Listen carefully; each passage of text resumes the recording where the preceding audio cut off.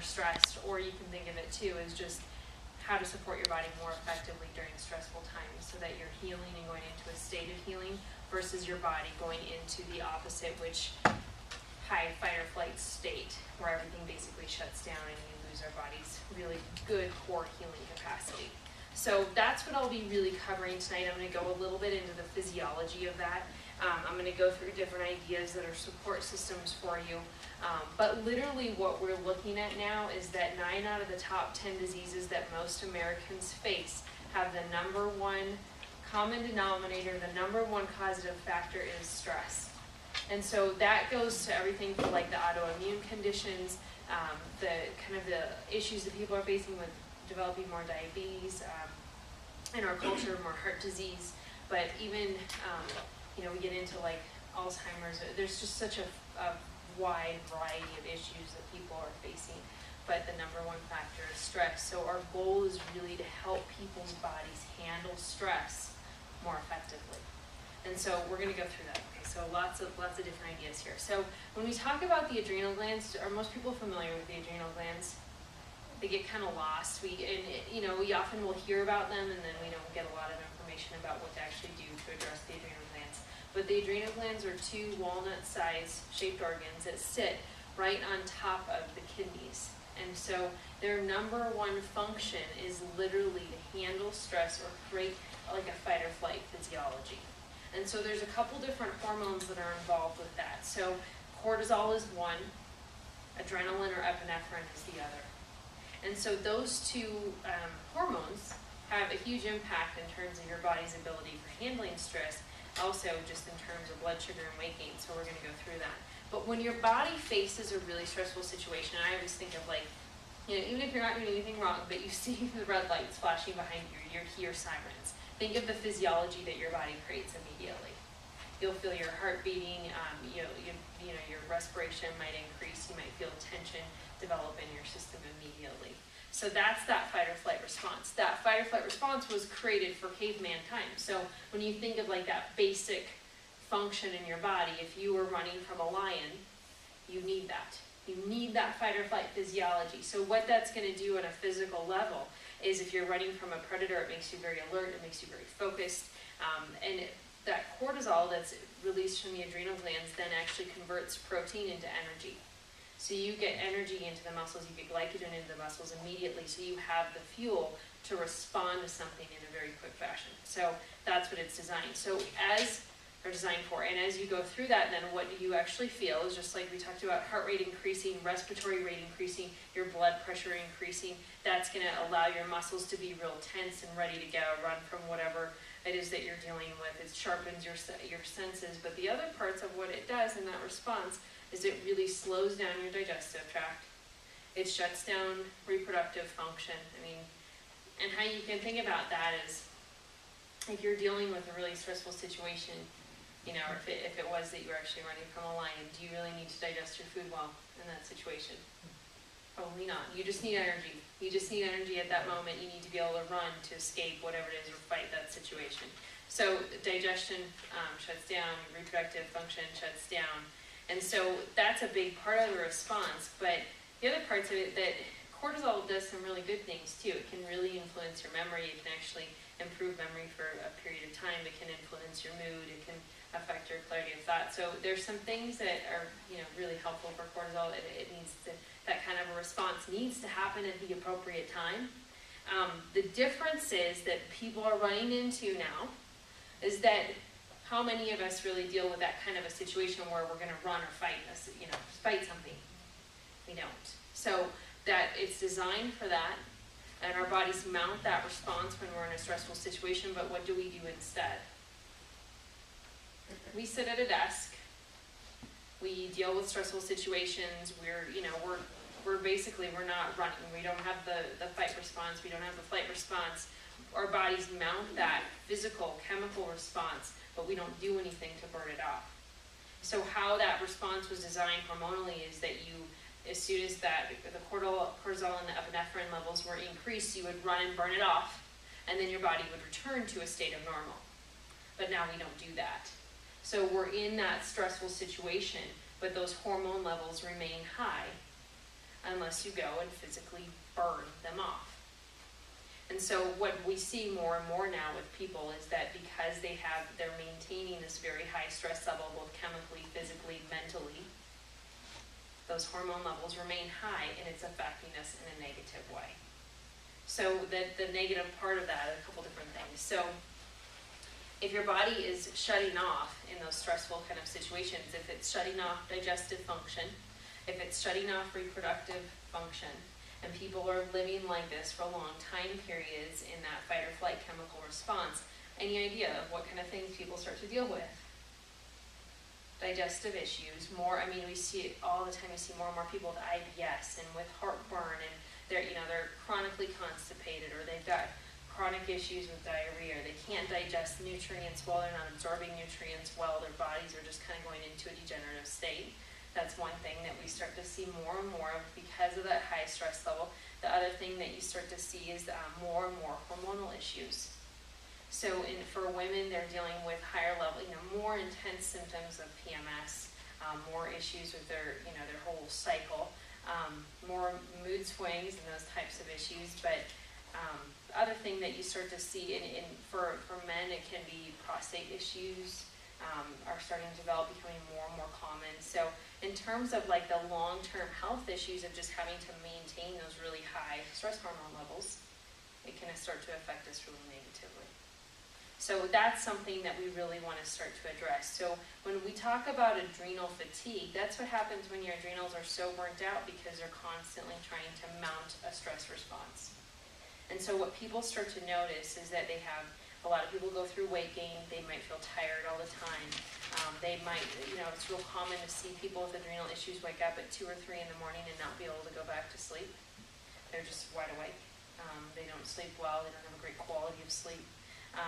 They may have just issues with insomnia, fuzzy thinking, depression. People that have real issues with adrenals will crave caffeine. They will crave sugar. They will crave salt.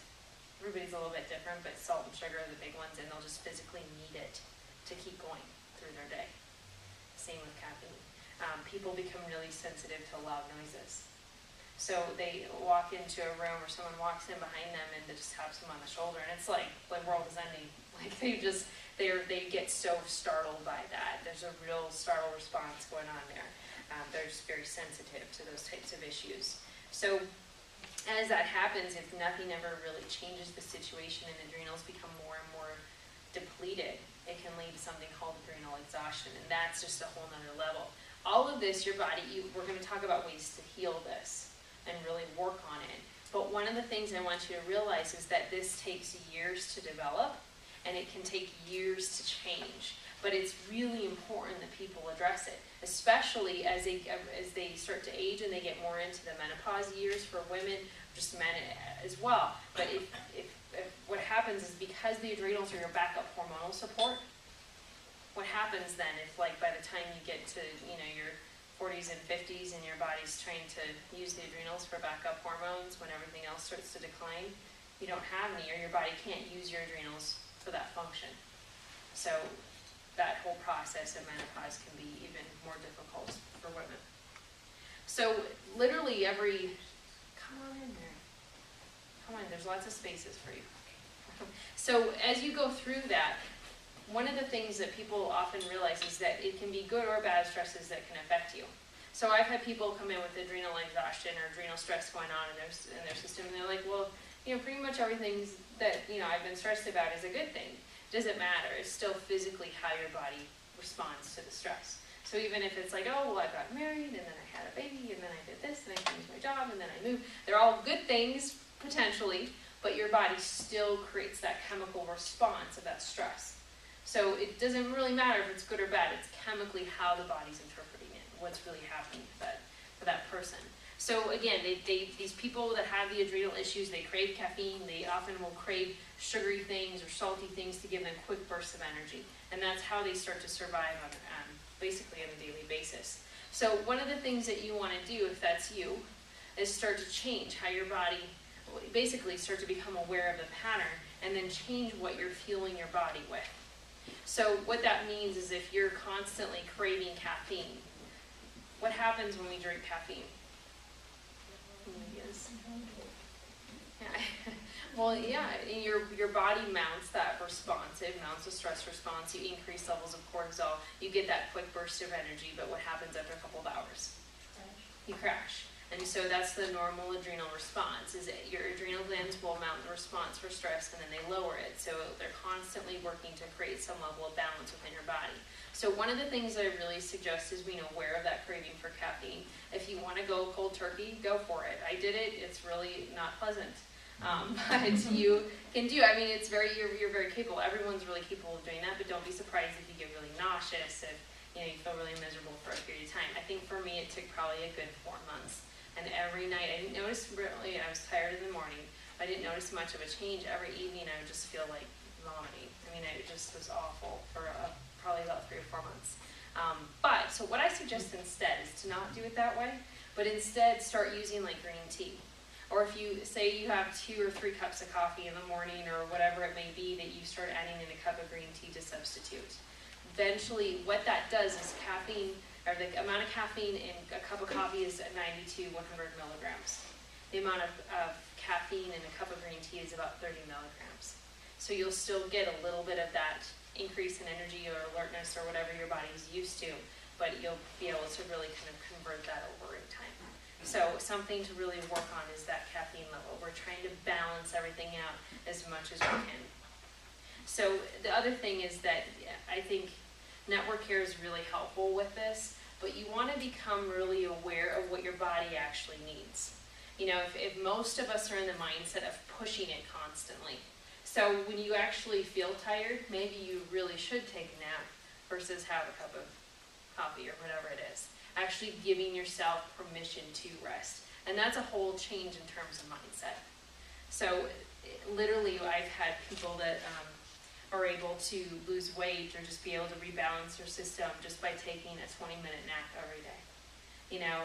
Giving themselves that time. Giving themselves an extra hour to unwind at night and then being able to get a really good night's sleep. So we'll go into that more about sleep and how that affects everything. But it's such a process, and so literally what happens for people with adrenal glands, with issues with their adrenal glands, instead of being able to lose weight naturally over time, they might cut out, they might have a very minimal diet, but they continue to gain weight. They cut their calories tremendously, they cut out sugar, but because their body's in this hormonal state of increased levels of cortisol, they just continue to gain weight over time. So it's really important. Madison, can you turn the air down a couple notches? But as you start to really address that issue of rest and of really changing caffeine levels, that's really where it comes into allowing people to lose weight through the process. So giving your body that chance to actually rest is a big deal. So any idea where people, and when you think about this, where do people gain weight when they have adrenal issues? Is anyone aware of that? In the middle? Yeah, you'll gain weight more in the middle. So when you look at different body types, people that gain weight around their hips are more likely to have hormonal issues, like true estrogen or testosterone imbalances. People that gain weight more in their middle are more likely to have adrenal imbalance or adrenal exhaustion. So they develop more of an apple type of shape. They gain more and more weight around the middle. And the problem with that is, as we all know, is that's visceral fat. It goes right around the organs. And so it's really important, again, we're going to work on it, healing the adrenal glands, really becoming aware of it, listening to our body, and trying to shift that process. So a big part of that, when you talk about increased levels of cortisol, does anyone know how that affects our blood sugar? So when your cortisol levels increase over time, what that does is it basically keeps the blood sugar very high, again, to use that as a resource for energy. So when you maintain very high levels of glucose over a period of time, what is our body's natural response? We increase our insulin levels because your body doesn't want to have high blood sugar levels for a long time. So the insulin increases. The more the insulin increases, what does that lead to? It's a yo-yo effect. Pancreatic stress. Yeah, well, that's true. You got more pancreatic stress and it leads to diabetes. #1 disease for Americans right now. So it's, as you go through that, you want to think about that. Every time you ingest caffeine or you have a really sugary snack and you don't balance it well with protein or enough water, things that we'll talk about those strategies in a little bit. But that's going to increase those blood sugar spikes, which then increase the insulin, and that's what leads to the vicious cycle of diabetes. So that's something, again, when you really work on adrenal stress, it's, you know, sometimes I'll work with a patient that's diabetic and it's not about just their diet looks really good. It's about getting the adrenals to heal and balancing out those hormonal levels. So that can make a really big difference. So we're going to go into some strategies. Is that kind of making sense when you look at the picture of what it does? So it, again, and I feel so bad. I work with so many people that will say, I'm really so frustrated with, you know, weight loss or just their stress levels in general. And, you know, you look at their diet, they're doing things really well. It's really about the whole picture. But the first thing that I'm going to go through is more about how you want to eat in order to really help this issue, to really get your body into more of a healing state. So eating correctly is huge, but one of the things that you want to do is you follow the circadian rhythm. So what that means is that cortisol levels increase first thing in the morning, typically around 6 a.m. Cortisol levels start to rise. That should naturally help you start to wake up. But when you have adrenal issues, your body's kind of out of whack with that. The cortisol levels often aren't produced as efficiently as they should, or you have too much cortisol in your system or too little cortisol in the system. So what people will say is that, you know, I just can't wake up in the morning. I'm exhausted first thing. But what should happen is cortisol levels gradually start to increase. As they start to increase throughout the day, that's when you want to eat breakfast. Key throughout your day. If you're going to change energy levels, your stress levels, get your immune system to work properly, you need to fuel yourself immediately as the cortisol levels are increasing. So I would love it. Some people won't do this, I know, but I would love it if you eat breakfast about 20 minutes after getting up in the morning. If you're really going to work with that cortisol level, that's one of the best things that you can do. And then as your cortisol levels, basically they'll increase to their maximum around 8 a.m. and then they'll have gradual dips throughout the day. So they'll increase and then dip and then increase and dip. So what you want to do, and you've probably heard this before, I'm trying to remind everyone, you want to increase your consumption of food as the cortisol increases throughout the day. So you want to eat about every 2 to 3 hours. So really key throughout this process is that you're eating good forms of fat, good forms of protein. So my favorites are almonds, walnuts. You're getting little bits of good protein and fat sources throughout the day. Those foods really fuel the adrenal glands, really help the adrenal glands fuel, or actually heal as well. So that's something you want to pay attention to. So your lunch should really be between 11 and 12 a.m. 12 a.m. It's bad. I'm having word find issues tonight. It's serious. So just bear with me here. 11 a.m. to 12 p.m. I don't want you eating lunch at 12 a.m. So as you go through, it would be really bad. So you eat lunch around 11:30, and then again, another 2 to 3 hours, you have a snack. Another 2 to 3 hours, you eat dinner. I would love it if you would eat dinner between 5 and 6 p.m. Does that happen in my life? Not very consistently. But the earlier you eat, the better quality of sleep you'll get, and you need that quality of sleep to fuel the adrenals. So you're working with this, and it's something to just, again, you be aware of. Most of the classes that I teach, I always talk about creating some kind of a plan. If you're aware of what you're currently doing, you can change it.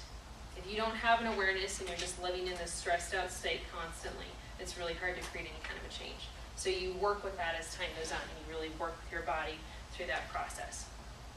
So dinner 5 to 6 p.m. would be really great. Work with it the best you can. Small, lighter meals throughout the day. So anytime you overwhelm the body, you increase the blood sugar to a very high state, it's going to be difficult for the body to process and actually get the nutrients in. So you eat fairly small meals throughout the day, and that's a very healing thing to do. So as you go through that as well, really important, really key is to eat as much organic, whole foods as you can. So the more the processing that's happening within the substance, or if it's some kind of a really packaged food, it's really hard for your body to get the nutrients out of that. So you want to be really conscious of the sources of the food that you're putting into your system. So anything in a box, it's going to be a lot more difficult to get the actual nutrients that you want out of that. I want you to include some form of protein in literally every meal that you eat. So you want to focus on anything that you would do to really balance your blood sugar is going to be really key.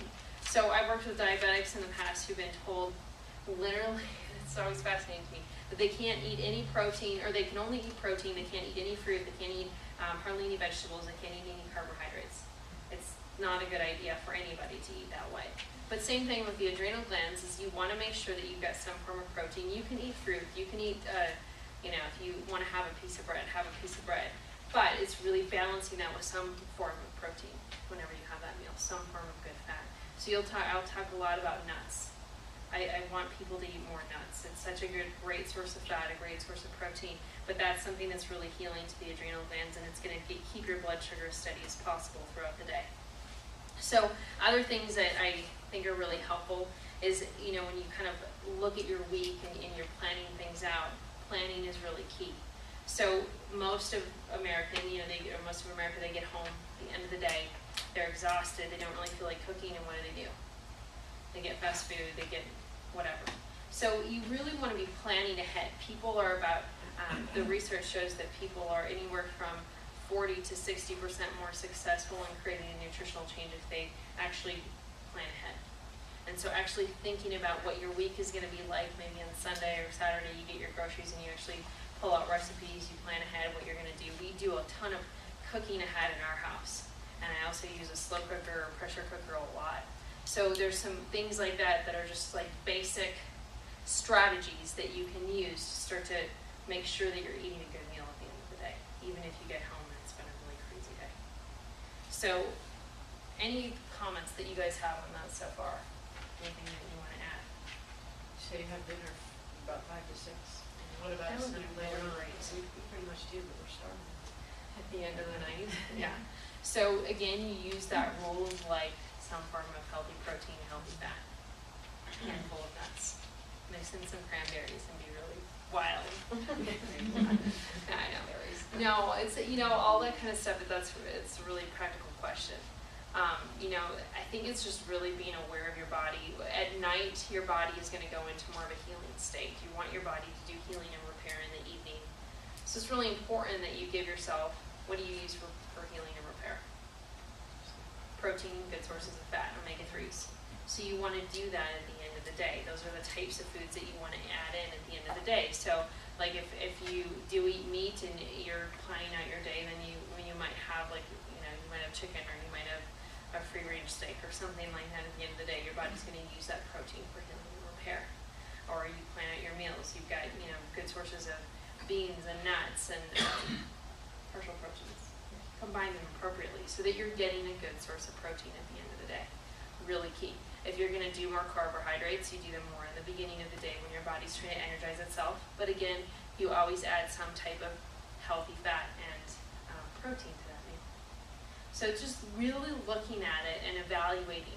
If anyone wants, I'll always look at food journals for people. I think it's a great place to start. Write out what you're eating throughout the week. It's a great awareness to have, but especially when you're dealing with an adrenal issue, it's really refining it, going through it as a process, and what do we really need to do to make this work for a person? What do we need to do to tailor it for their life and what's happening with their health? So other things to do, and I grabbed some of the supplements that we typically use for healing adrenal issues. Really important one is B-complex. Anyone that has hormonal issues, that deals with high levels of stress, it is absolutely imperative to take a B-complex supplement. But B-complex is, obviously it's a combination of B vitamins. Each of them are a little bit different in terms of the formulas that you can find. But that really actually feeds the adrenal glands. So people I'll get the question all the time. People will say, I always wake up at 2 a.m. I can't fall back asleep.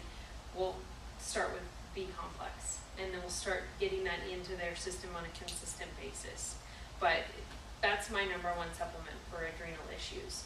Other ones that you want to pay attention to are vitamin C. People with adrenal fatigue will often hit a really big low in their day right about 4 p.m. They're just done.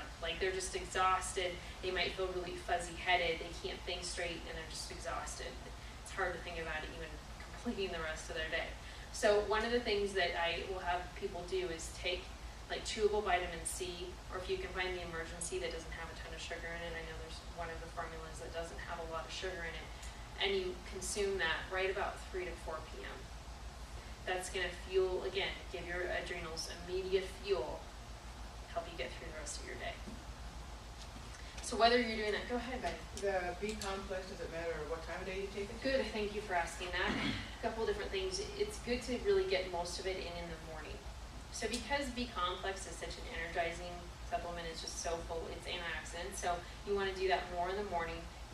Typically what I'll do is have someone take 3 a day, and we'll do 2 in the morning and 1 at lunch, or 1 in the morning and 2 at lunch if they can't tolerate it as well in the morning, but get it in more in the beginning of the day.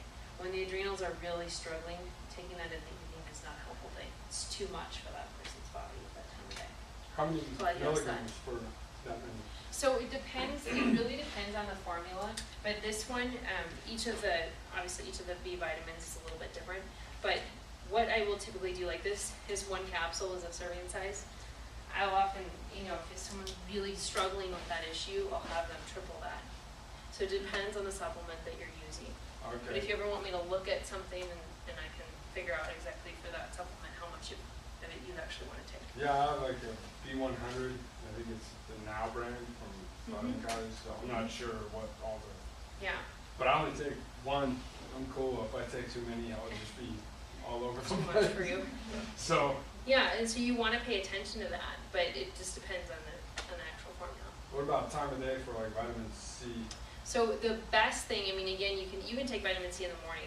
That's not going to create much of an issue for most people. But your best case scenario is to take it.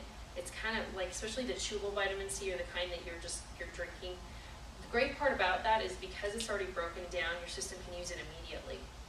So I really like it when you can find a liquid supplement or you can find something that's already broken down for you. But your body can use that as like immediate fuel for the adrenal glands during those really tough times of the day when you just feel exhausted. So just a way to fuel. But otherwise, there's not a real specific time that you need to do it. Yeah, I remember you mentioned something about calcium and stuff like that to go later at More night in with the some of evening. that stuff. Mhm. So, should I make a list of the stuff I take and then maybe ask you and just kind of show Sure. me what probably. Yeah, we can Okay. divide it up.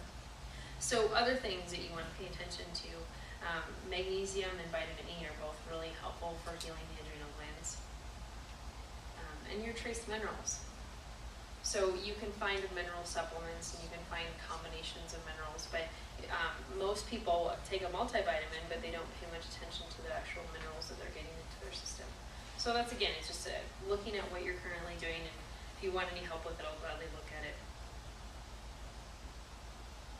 So when we go through this, and the other part that I wanted to mention about this is that the body is really kind of a creature of routine. And so when people are dealing with high stress levels, the other thing I'd like you to really start to be aware of is the patterns that your body goes through during the week. So what research has shown is that it sounds odd, but more people die on Monday mornings than any other time of the week. Like 7 a.m. Monday mornings is a real common time when people's bodies just, okay, we're done. So I always encourage you, come and get adjusted Monday morning, like 7:30, get here ASAP, start out your week the right way, get everything really clearing out stress. But watch for you what your routines are so that you can really give yourself fuel. So I'm going to talk about different strategies of really kind of what to work on and what to pay attention for as you're starting to shift over your body stress response. But I want you to be aware of it for yourself. I know traditionally, I remember when I was in school, it was always Sunday night was always like the worst, to start thinking about how much work we have to do throughout the week. Now I often think that our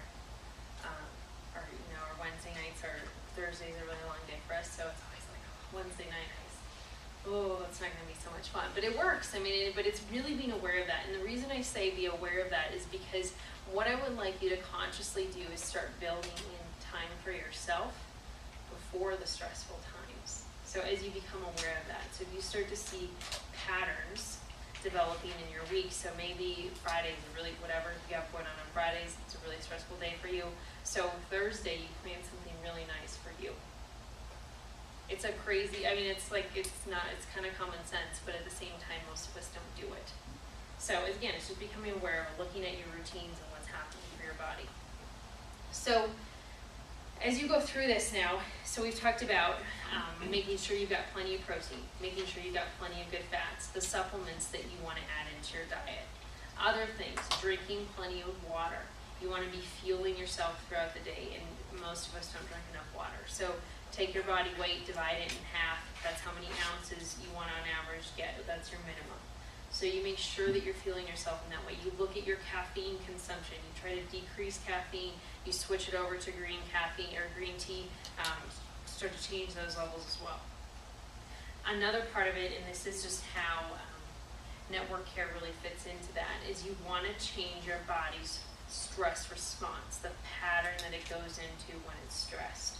So when you think about it, most people, when you look at your x-rays and you see different areas where your spine is really off-center, or when you think of different areas where you can see maybe some degeneration is set in or something happening within the body, those are typically areas where people will store stress in their system. So when they're going through a stressful time, their body will store more stress in those areas where they've had an issue for a period of time. So there's a little cat down at the office. I'm really excited about that, but sorry, it just caught my eye. It's walking outside. So, but when you look at that and you start to pay attention to where your body is storing that stress, it's going to be unique for each individual. But one of the things that happens is that your body will literally, those areas of the spinal cord and nerves will be affected and not firing as efficiently as they should. And then when that happens, we start to develop different areas of weakness within our system where we're more prone to developing an issue or having a health issue in that region. So what I mean by that is if you store stress like right up at the very top of your spine, that area specifically affects the nerves that control your immune system, that really affect your sinuses, your eyes, your ears, your nose. And so really common if that's where people store their stress, they've got sinus infections, they've got immune system issues, they feel like their system is just constantly struggling, especially when they go through a stressful situation. If you store stress in your mid-back, any idea what these nerves affect in this part of your spine? I always like to quiz you guys, like T1, T2, T3. Oh, a lot of your organs. Yeah, the digestive organs specifically. So people then they'll say, when I'm stressed, I develop heartburn, or I'll have chronic heartburn for a couple months as I'm going through really stressful time periods. These nerves specifically in the small of the back really affect the adrenal glands. They affect the kidneys. They affect nerves that go into your knees and the front of your legs, and the lower back. Those nerves specifically affect the lower digestive tract, the bladder. I worked with so many women that say every time they get stressed, they get a bladder infection. Really common, but it's really getting that area to heal. So that's kind of how the nervous system is affected by all of it. When you are going through really stressful times and you've got really high levels of cortisol in your system, it shuts down your body's ability to heal itself. And so that's a big part as you go through the adjustments and as things start to clear out of your system, it's retraining your body to handle stress in a different pattern. Really, really key. Because if you go on throughout life and you keep storing it in the old pattern, then more and more health issues start to develop in those regions of the body. So we want to change that response. So a big part of that is really switching over from a fight or flight, real high stress response, and going into more of a parasympathetic state, which is a big part of what we work on. So that really will change the body's stress response over time. Other things to pay attention to is somehow figuring out a way to pace yourself and changing your expectations. So I've talked to people that explain, I thought this was a really good explanation, is they said if you think about a page of a book and you think of all the writing that's in the middle of the book, but the book has margins around it, most people will fill up their life and their expectations of what their life should be like by looking at what's in the middle of the page and not having any margins. There's no margin for error. They don't give themselves any slack. They just move from one thing to the next thing to the next thing.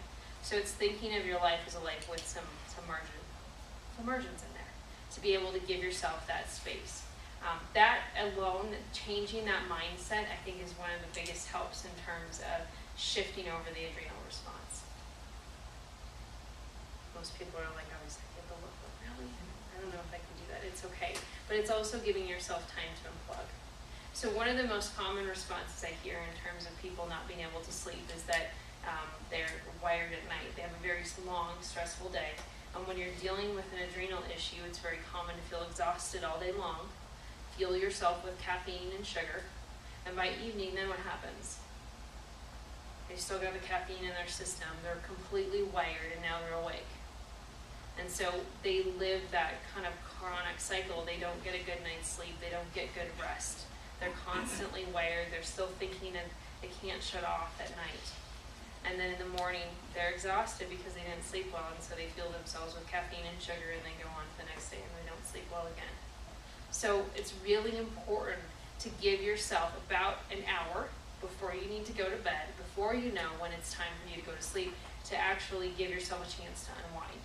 So that means not looking at email. I need to work on this stuff, but as well, but shutting off your phone. You're not having stressful conversations. You're not watching an action adventure movie. You're just giving yourself time to actually unwind at the end of the day. So whatever that is for you. I don't know, everybody's different. For me, it's just having like even 15 minutes to read a good book. Whatever it is for you that can really refuel you, but actually let your body go into a state of relaxation. But again, my point in going over this, because we all know this, it's common sense, but is being purposeful about it. That's where most people struggle. Is that all of a sudden it's 11 o'clock or 10:30, whatever it may be, and they're still going, and they're still processing their day. So I usually get the comment that I can't shut down. That's the only time I have for myself. It is true, but your day will be so much better if you can reset that. So the most healing sleep, especially when it comes to adrenal issues, happens between 9 p.m. and 12 p.m. 12 a.m. I'm really sorry. I know. That is so not fair. I know. So I would love it if people would purposefully go to bed at 10 p.m. At 9 p.m. if you can do it, great. Then I'll wake up at 1. I know, I get that question, and I'm like, oh, well then I'll wake up at 2. It's literally retraining your system.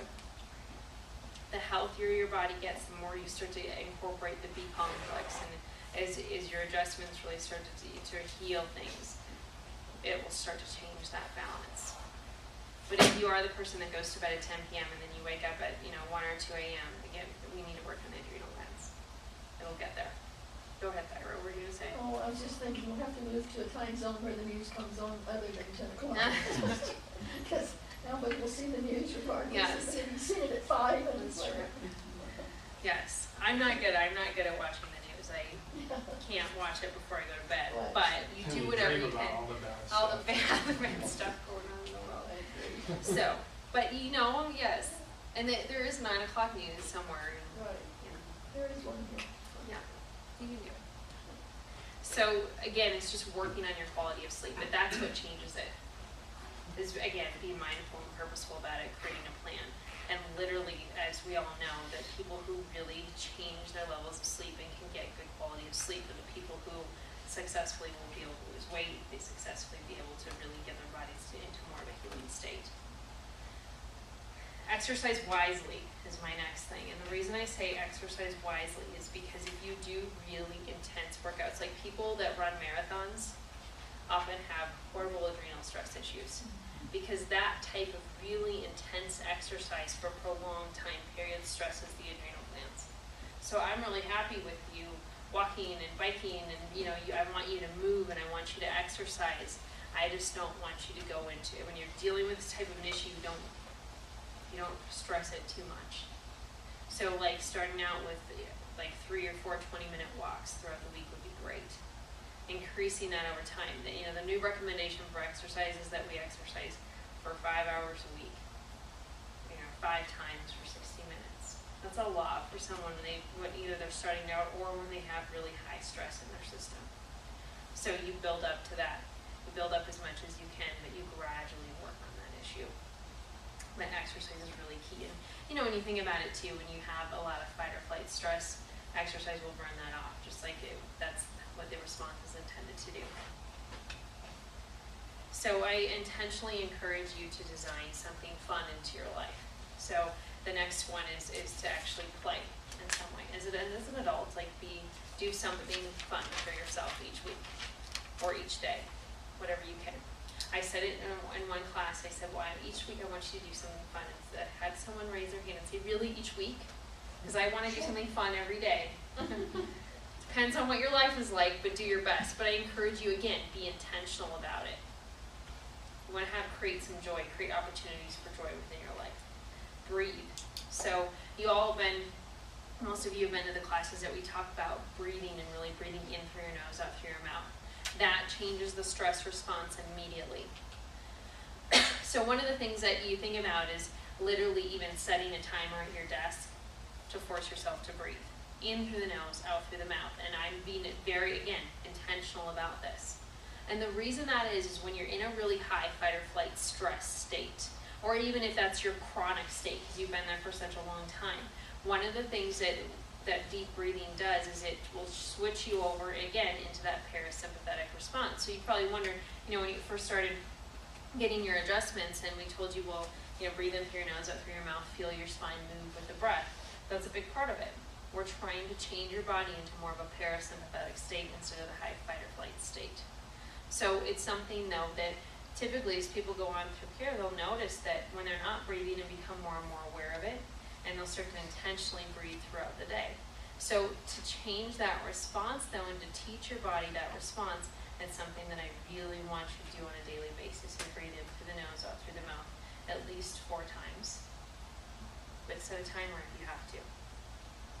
Set a timer on your phone, whatever it is, but actually make sure that you're doing that.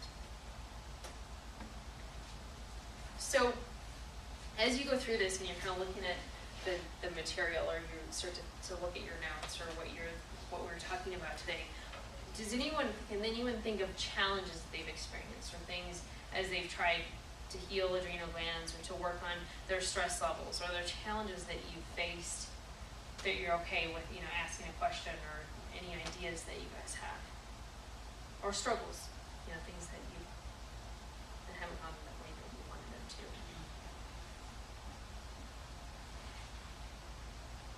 Well, I think a lot of it is other people in your life. Yeah. I mean, you can work on controlling your own, but family and friends and others Right. have their stress that Right. comes into your space. And I know, and you'll become so aware of that too with network care. It just really heightens that experience of what other people are feeling.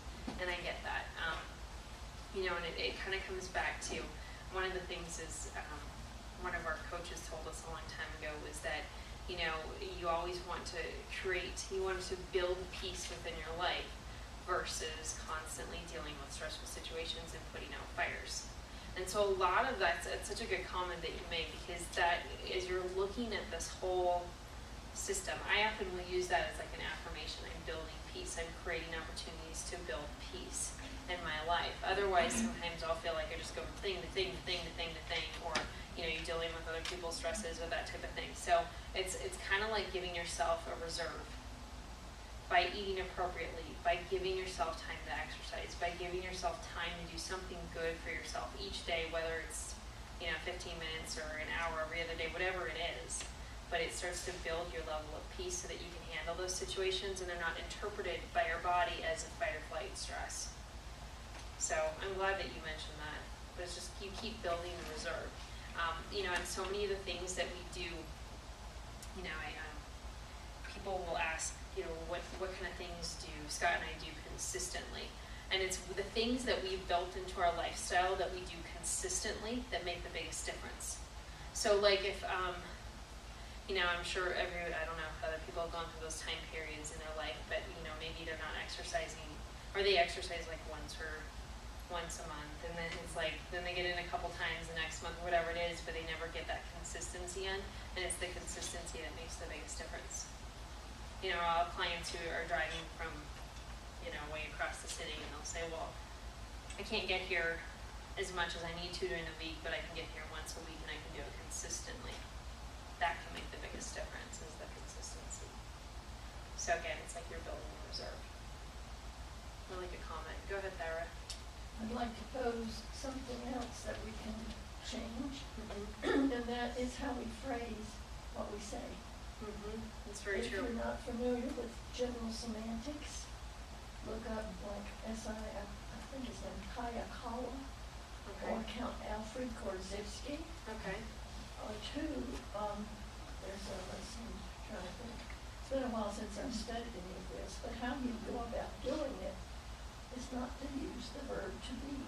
Okay. state what you're saying with your verb, it not being a helping verb, are, I am. I am this, or I am that. that. That keeps you in that activity and kind of locked there, Okay. okay?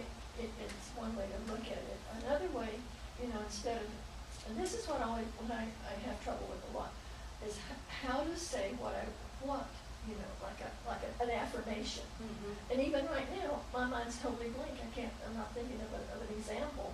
But you use the verb of whatever you're doing. You don't say, I'm doing this, or I'm going to do. Okay? Doing, that has that ing, that action that keeps you kind of spellbound and locked in that activity. Okay? And you don't want to be there. Like, instead of I am driving across town today, I plan to drive across town today. Or that, that's about the best example I come up with right now. And look up, like I said, general semantics. I haven't even looked on the internet or Googled it or anything. I don't even know what's there. But Alfred Korzybski, Science and Semantics, is a book that's about that big and about that thick. Yeah. And there's one or two things in it. I had a chiropractor who has now left the plane, but I still hear his voice saying things to me different Right. times, because I did some studying with him. He also did, let me think a minute, the man with the black box, Oh, yeah. whoever he was, he did that kind of therapy. Yeah, and there's So I lots of, did that with him. there's lots of different things that you can use, and obviously people will be attracted to different things, but I think that is a big part of it, is how you think and what kind of, what you allow into your life, and how it plays a role in your energy and your healing process. It's a good one. Go ahead, Leah. Eckhart Tolle, I think, was reading Yeah. about that, and they were talking about, when you first started out, Yeah. that the body really responds to your thoughts, Yes, tremendously. as well as to your action. And that's such a so- big part of it, exactly. Yeah, And he I- doesn't know, so Go ahead. Well, and it's such a, we talk about it in different classes, but it's, it's one of those things, again, it's like building a reserve. When you think about it that way, however it affects you.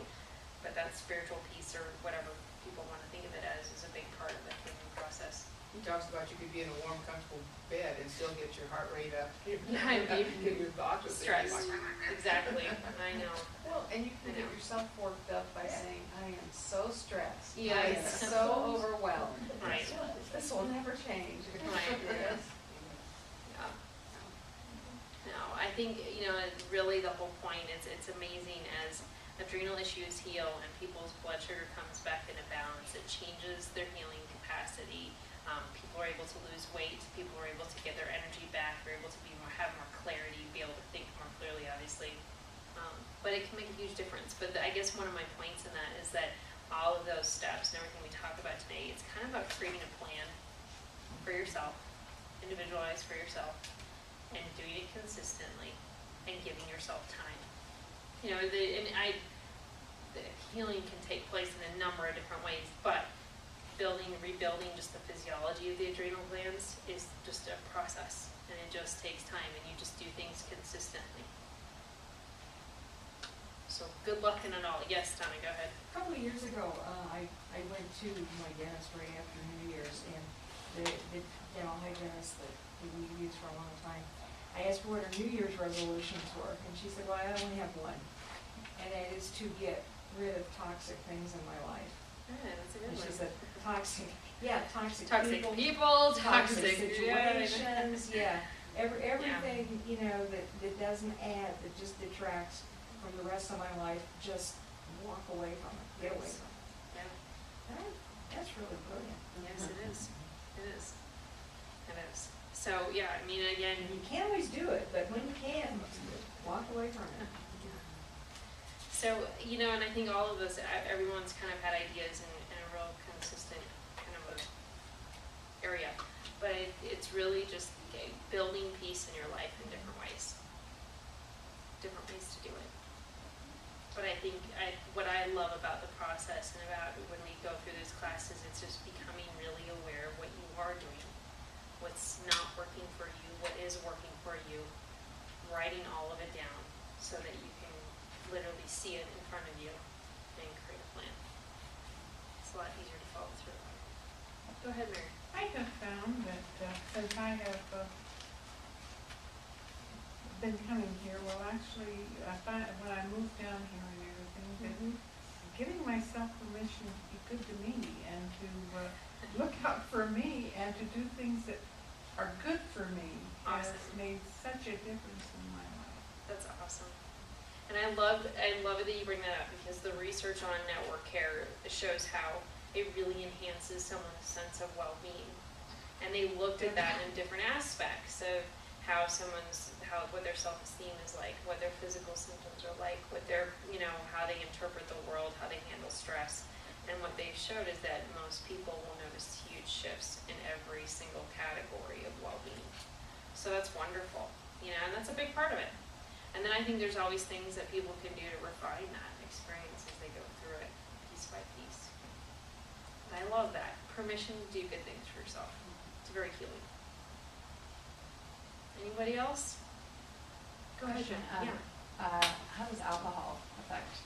Really good kids? question. So, one of the things that happens with alcohol is that it really increases cortisol levels and blood sugar. And so, when people drink a lot, or if they just drink consistently, or you're really working on healing adrenal glands, you want to avoid things that either decrease your energy level or increase your energy level. You want to keep things as steady as possible. Which in the beginning, when you start to cut everything out, you start to decrease caffeine and decrease alcohol, you feel exhausted 24/7. And that's just kind of the reality of it. You do things like green tea, and you kind of find things that help. You keep your, food and everything as consistent as possible, but it does definitely affect things. So what you have to think about the adrenal glands, they, if you put in something that's really energizing, the adrenal glands are always going to work to come back to homeostasis. So you put in a ton of caffeine, you're going to crash to balance it out. If you put in alcohol and it relaxes everything, eventually your body's going to be wired later. So when people drink at night, they often don't sleep as well because their cortisol levels increase unnaturally and when they shouldn't. And so it will increase the blood sugar, can actually cause you to gain more weight than in the evening, or be storing more weight, having higher levels of blood sugar. That quality of sleep is affected, and then the next morning they want more caffeine or whatever it is to try to balance it out again. And something like that in moderation, like a glass of wine. Exactly. Would that be And like, if you're going to do that, obviously there's really good benefits to that as well. It increases our good cholesterol and can do some positive things as well for our life. But you want to do that earlier in the evening, so you want to avoid that later in the evening. Yeah. So not having a glass of wine at like 9 or 10 at night, never a great so idea. right after this class going? I know, not a good idea. Good for yourself.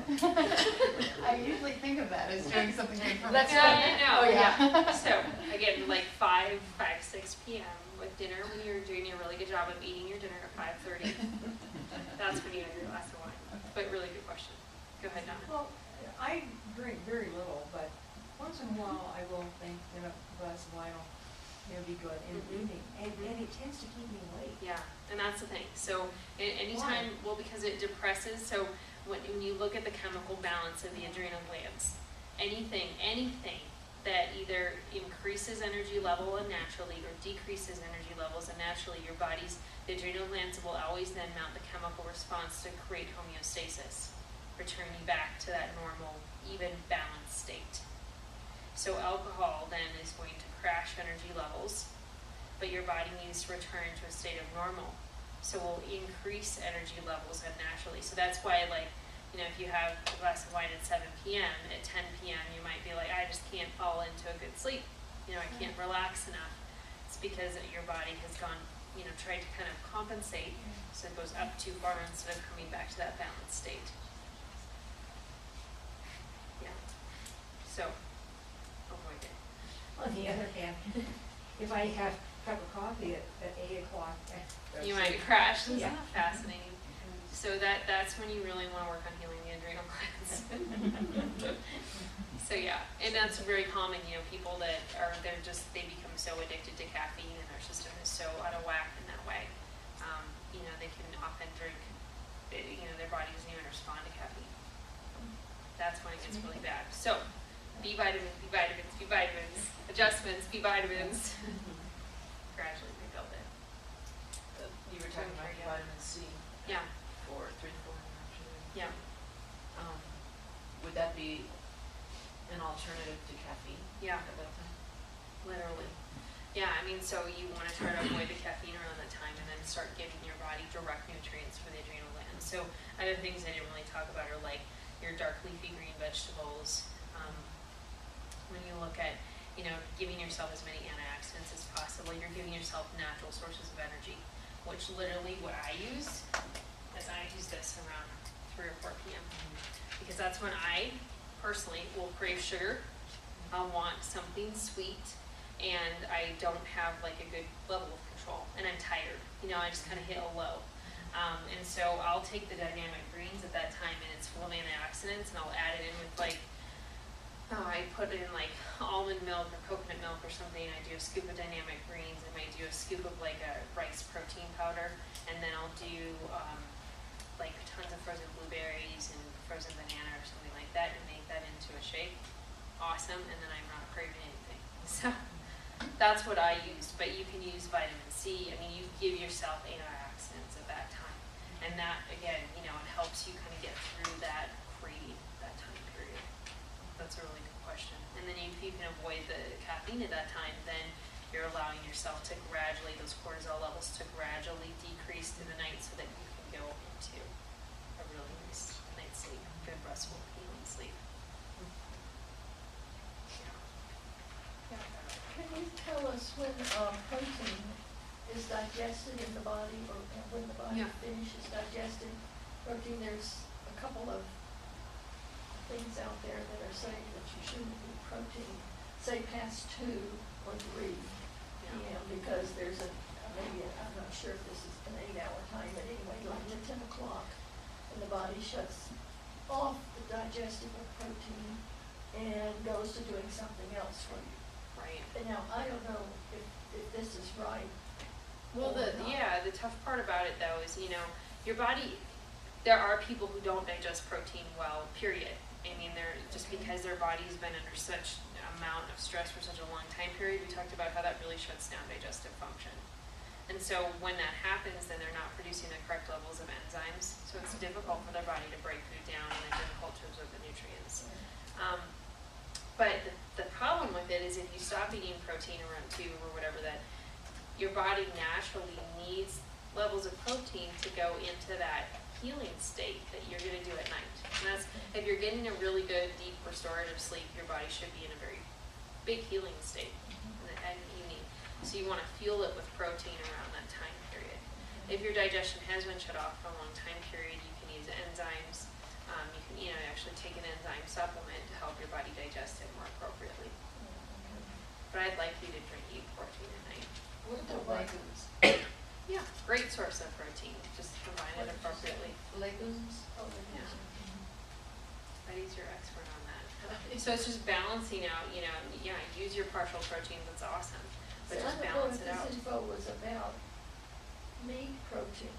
Oh, okay. Dance. And that could be, as you go through the evening, I mean, you don't want to eat anything really late at night because your digestive system is pretty much done for the day. That It could should be be going into that state. It's like if, I'm not speaking from personal experience at all, but if you get home and you're starving and, like what I often don't do very appropriately, but I'll get home at 9 o'clock at night and I'm starving and I eat too much and you never sleep well. Right. Your body's still putting way too much energy into digestion, and it can't really go into, and every time you eat a big meal like that, it increases the cortisol levels at an unnatural time of the day. So again, you just pay attention to it. I really work hard, like on these kind of nights, I'll try to always have like a handful of almonds before I go into a class to just help my blood sugar kind of stabilize, so that by the time I do get home, and then I'll often have another handful when I get in the car, so that everything is fairly stable. So when I do get home, it's not like searching. Thank God there's something in the crock pot tonight. So there's something there when I get home, but then it's all kind of planned out. That's a good question. So how many Anybody grams else? of protein can, since I take like powder protein, Yeah. like whey protein, Yeah. And I don't know, I've heard different things about like the max that you can take, otherwise you're just wasting it. Yeah. And- You know, it really depends on the individual though, Todd. So if you want me to look at it again, I can look at it, write down how much you're actually taking. Okay. But you wanna, you space it out appropriately throughout the day. I usually space it at least 2 hours, Yeah, so that way. good, 2 to 3 hours is great. Digested. Yeah. Very good. Very good. Okay, I encourage you all to go home, have a ton of dark leafy greens, some walnuts, almonds sprinkled on top of that, It's whatever too it may late to be. eat. I know, it really is, so I'm trying to give you a light meal idea. Something I like at night, maybe not, I like a rice cake and I like refried beans on it. I get the Oh, yeah. no-fat refried beans, maybe 7 o'clock or so in the evening. And I really like that. Yeah. That just tastes good to me. Yeah. And it has That's protein. awesome. Yeah, it's just a good snack for me. Sounds like a comfort food for you. Well, it is, it's all of that. Yeah. Awesome. Yeah. Very good. I love the ideas. So as you guys come up with questions, make sure to ask, or, sort of leave me messages, whatever. Because I know that I went through kind of the basics of healing the adrenal glands, but there's specific situations for every individual. So if you have questions on it and you want some help, just let me know. So when you eat, Go a piece of energy, yes. it increases the cortisol? When you eat a big meal, it can stress the system or stress the adrenal glands, so it can increase the cortisol levels. And that's why people you go out to eat and you have this huge meal, and maybe it's 8 or 9 at night, and then you don't sleep well that night. It's a big part of it. So does eating a lot of food, does that like kind of kick the cortisol into like while you're digesting to like give you the energy to still function? Exactly. So it does a couple things. It increases those cortisol levels, but also cortisol then shuts down the digestive process, so everything is drawn out. And people will just feel like full and like they just have indigestion for long time periods because it kind of stress the system in a not so good way. Thank you. Thank you guys so much for coming. I appreciate